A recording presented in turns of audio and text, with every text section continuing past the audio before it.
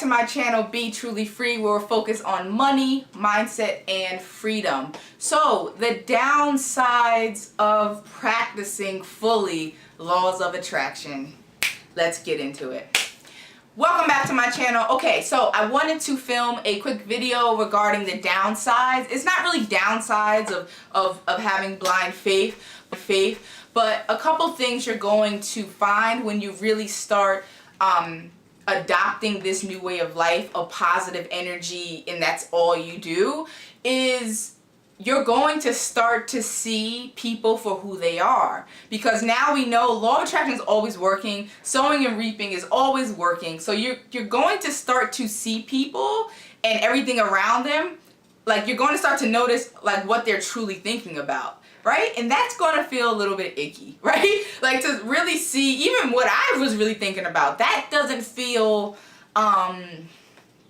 good, especially like when you're dealing with yourself.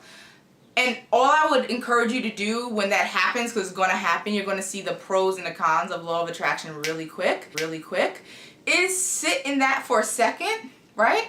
At least for yourself, what you're starting to notice about you, the things you don't like, and be willing to change. You now know the secret. You now know what makes everyone successful. So be willing to adapt. Be willing to have a ton of knowledge and always fill your mindset with books and books and books and books and more books regarding whatever it is you want to accomplish, and be willing to adapt and change. Something else you're going to notice is that you are going to have days, and even I still struggle, but it gets better and better. You are going to have days where this feels like this is dumb. Even though you now see law of attraction all around you, you're going to have those days where you feel like it's dumb. So I would encourage you when that happens to just literally, sometimes what I do is I immediately pray. I start to count, especially when it comes down to money, right? I didn't really see a increase in my coinage go up until I started to embody the wealth mindset. And what is that, right? So if you're not wealthy already, some tips you can say just to your subconscious mind is wealth, abundance, prosperity. Wealth, abundance, prosperity. Say this over and over. Wealth, abundance, prosperity. Brianna, I'm not wealthy though. Did you see the way my account look? That's cool. That's cool. Because no one starts wealthy. That's the beauty of seeing it in your mind first. No one starts with $60 billion. No one does. No one does. So you're starting your journey. Another little hack with law of attraction as far as wealth goes is to count your abundance. What does that mean? That means literally look in the room that you're at right now and start to count the cost of things, right? So let's see, this dresser costs $600, okay? Start to count literally everything in the room, and what you're going to find is there is abundance all around you. If you're saying there's nothing in my house, Brianna, there's no abundance, okay, that again is your way of thinking. So go outside, count the cars, okay? There's cars outside. Most cars cost between $20,000 and $80,000. Count that. That's $80,000. Start to bless people who have money. Start to say, gosh, instead of being jealous, lead with, I'm so grateful they have money and they're able to feed their children. Be grateful at all times. Bless other people who have what you want instead of being jealousy. You need to feel abundant truly to be abundant, okay? Another downside of practicing sowing and reaping as a new way of life is you're going to start to notice like people are really, really negative. Like, you're going to get so sensitized or like sensitive to negative people that you're going to immediately notice when they're coming into your energy, literally. And it doesn't feel good. And so all I would say, and some of our friends and family, they're just negative, and that's okay, but just be mindful of that. And try your best to kind of distance yourself during this time. That's it. I know it sucks, but if you're trying to create something, right, why would you go into something that's negative? If you're trying to literally intentionally create a positive now environment, why would you intentionally? And right now your subconscious mind is not strong enough. For example, like I went out with some of my friends and I immediately began to gossip. Immediately. And I just felt it like bringing me down, you know? So like, I would say just try to stay around positive people as much as you can, but you are going to have to go into the world and you're going to start to see the world for what it is. It isn't the best positive space. So every chance you get, I would encourage you to just try to protect, literally protect your peace, whether it's what you're watching, whether it's what you're seeing on social media, whether it's who you're answering the phone for. Protect your peace, okay? Another downside, and again, it's not really a downside, but it's just you're going to start to give back a lot. Like, you're going to start, like, the Holy Spirit is going to tell you, bless that person, bless that person, bless that person, bless that person, financially and with the things you have. And you're going to have to realize that God's ways are higher than our ways.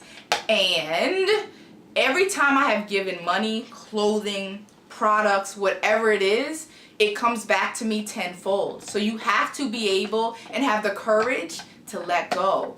And that sometimes means let go of money so more money can flow. Literally, let go. Give, because now you really start meeting God where the tough spots are, right? It's tough to give money when you don't know how you're going to feed or you don't know how you're going to buy lunch for the week. It's tough to give up that 20 bucks, but give. Because you know, some of you have experienced tithing before. You literally are, not only are you good, but you got more than enough. So give.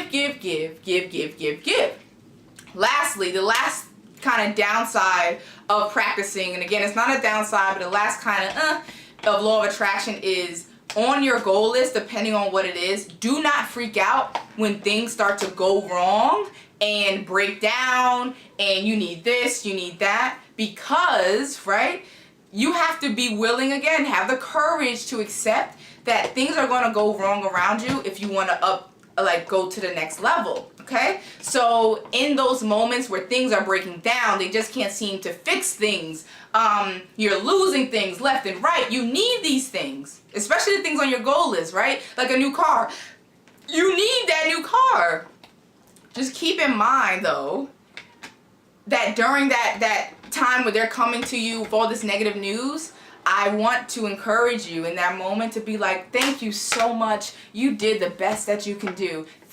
Start to be grateful for people. Bless them. Be grateful that your car is breaking down, especially if you got a new car on your list. I have a 2018 white Range Rover Honey on my list.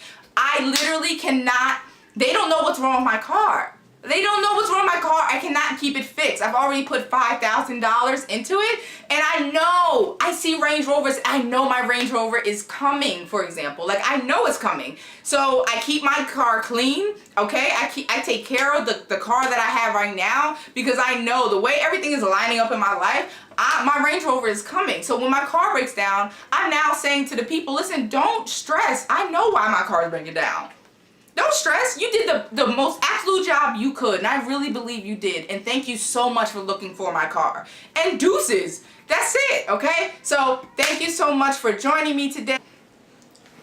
Sorry, guys. My son was crying. So when things start to break down, don't freak out, right? I truly believe God is going to now, all right, you want to play this game? So I'm going to test you, right? And we don't know. I don't know if the test is from the devil or God. But no matter what, the storm is coming.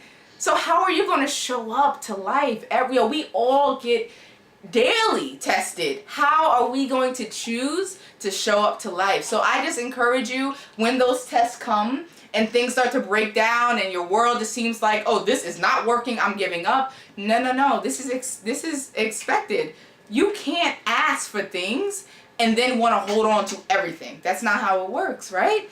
You just ask, believe, and then the Holy Spirit will guide you. And again, what you'll find is that everything works together for the good. You just keep that positive energy, those positive vibes, even when everyone's against you, everyone's doubting you, things around you. Like sometimes you're just gonna have to close your eyes when things are breaking down and literally go into your imagination.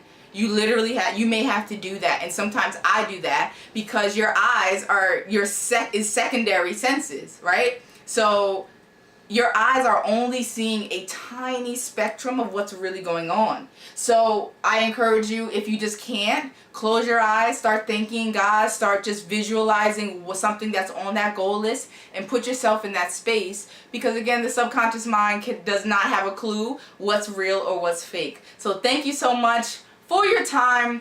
Again, you guys can check out my 30-day Be Truly Free 30-day challenge, where I basically walk you through everything I kind of went through to be awakened. Okay, so thank you so much. Link is down below. Testimonials group down below. Keep in touch with me if you need some support, if you need some positive vibes, some positive energy. Of course, if this blesses you, share, share, share. You can't beat God giving. And as always, have a blessed day. Oh, if you subscribe, which I would really love for you to, please.